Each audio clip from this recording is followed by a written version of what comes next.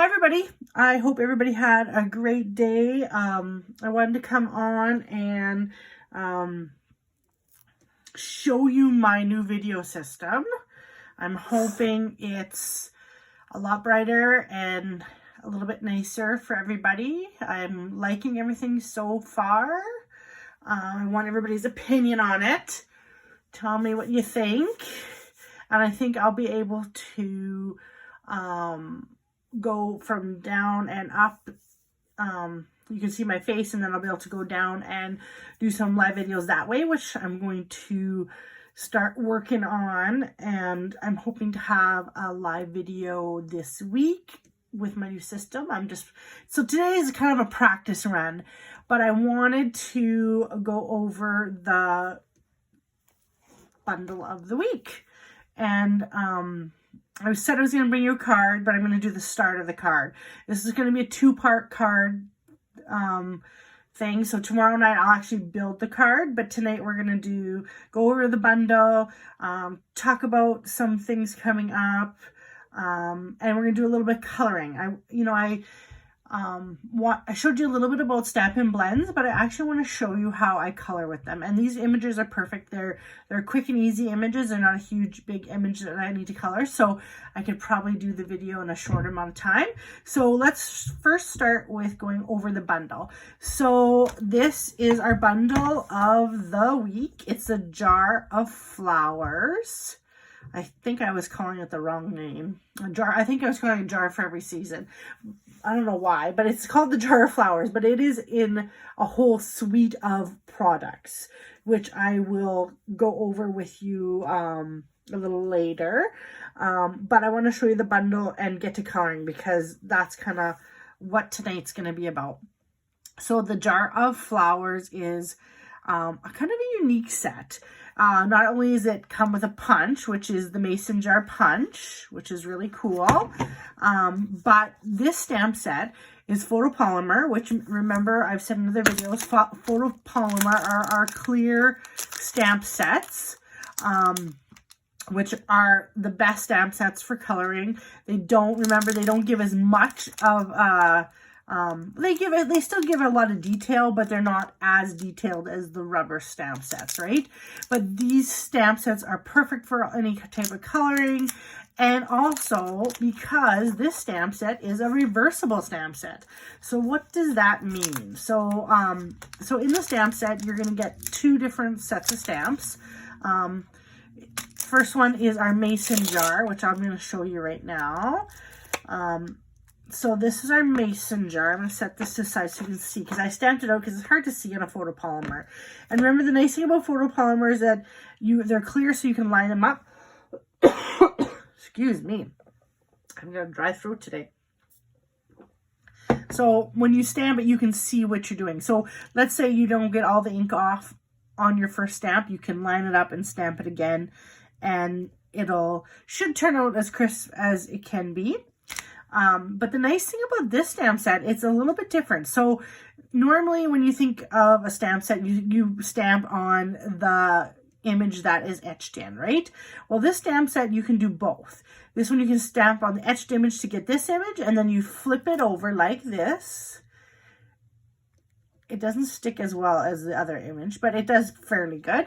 And you can ink it up and get a solid image. So the solid image is with the mason jar, and the insert, which you put in here and you can fill it up to make it look like water, as well as our little straw right here. So you can see, you can do a striped straw, or you can do a solid straw. So it's kind of a unique stamp set. This is kind of new to Stampin' Up, I guess. Not fully new. It came out last year where we saw the reversible coffee mug stamp set. So you could do a solid coffee mug, or you could do a pattern coffee mug. And actually on the back of this, it actually shows you how to do that. So it shows you the regular set and shows you the reverse, right? So you can do either one, okay? So that is kind of a cool thing. This stamp set is also unique because it doesn't have any sentiments on it.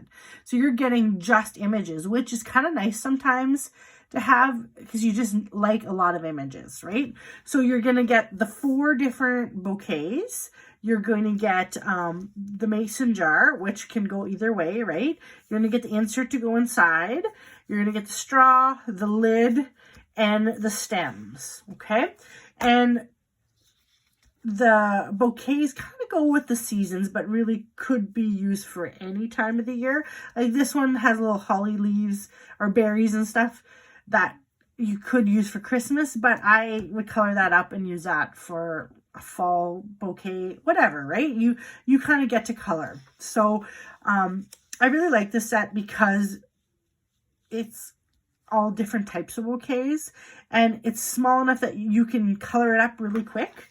So that's why I wanted to do some coloring today with the Stampin' Blends. And this is a good way for me to kind of give you a little bit of tutorial on how to use the stamp set, but also how to use the Stampin' Blends.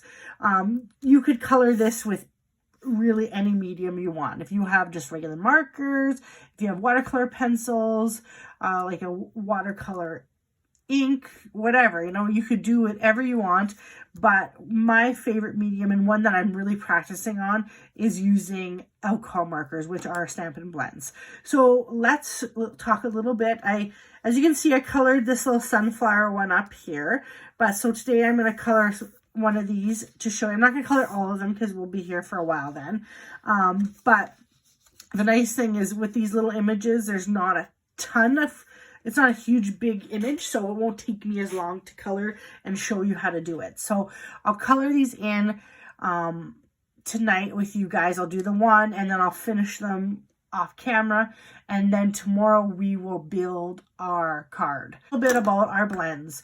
So our blends are an alcohol marker. So I've heard this many times from people that have used our blends that, oh my gosh, they just run all over the place. I don't know what I'm doing. They don't color like a regular marker. And that's because they're not a regular marker. They are an alcohol marker. So it is so different coloring with them. And it does take some practice. But don't be intimidated by it. You can practice and get very good at it by practicing. So if you're going to start out, I suggest just coloring with them on a couple of images and then start adding blending into it. Because it's just, you got to get the feel with it because they can run really fast through your image because of the alcohol in them, right? So the first thing you need to do is have the right paper. So Whisper White, the thicker Whisper White works a little bit better, but just regular Whisper White works too. You got to make sure you have a scrap piece of paper underneath because the color can bleed through, as you can see. This is not bled through because I haven't put enough ink on it, but you can see that it will leave like a reverse image on the back, right? Because the color will come through. So if you really saturate and really get blending, you may mess up your surface if you don't have that underneath that. Another thing, you don't want to use our colored inks for inking the thing out because that's a water-based ink, and alcohol and water don't really mix really well, and then you really are going to have your bleeding. You want to use the StazOn ink, or you want to use the Memento black ink to stamp your image.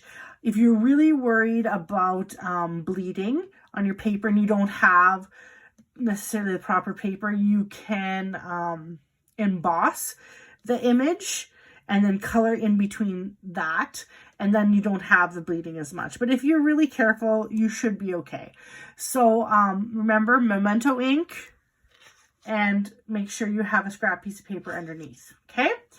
So our inks, our Stampin' Blends come in a pack of 2 now.